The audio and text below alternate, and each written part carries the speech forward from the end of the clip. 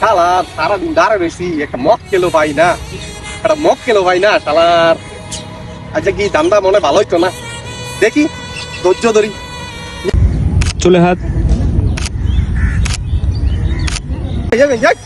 কি করে ভাই, এই যে প্রকৃতির ছবি তুলতেছি।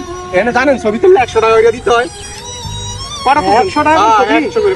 কয়টা তুলছেন? না ভাই, বেশি তুলি নাই। কয়টা? দুইটা তুলছে। 200 টাকা দেন। 200 টাকা হ্যাঁ, দাম 200 টাকা। ভাই, আগে জানতাম না ভাই। এই জায়গায় জানতে হয়, এই জায়গায় আসলে ছবি তুলতে টাকা দিতে হয়। তাই ভাই? হ্যাঁ, আরে ভাই, পানি বাটতেও তো বাইরে হতো না ভাই। এটা আমার তো দিতে হবে। দাদা ভাই আরে, এইসব কাজে দেরি করলে টাকা বাড়ে, বুঝছেন? তাই ভাই? হ্যাঁ, হ্যাঁ রে, আসলে ভাই। 200 টাকা। তাহলে ছবি তুলে দরকার নেই, আর তুলে আলাগ বলো না, ঠিক আছে? মনে করছে আমি বলদ, গ্রাম থেকে আইছি।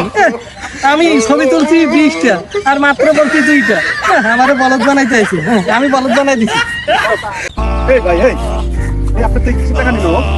আরে ভাই, আমারে বোকা ভাবছে। আমি এই যে এখানে ছবি তুললাম না, এখানে ছবি তুললে 100 টাকা করে দেওয়া লাগে নাকি?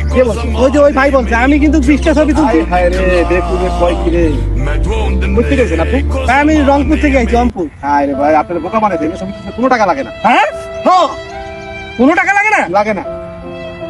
আরে আমি মনে করছি আমি চালাক, এ তো দেখি যে আমার বোকা বানাই দিছে। হায় হায়, ধর্মিয়া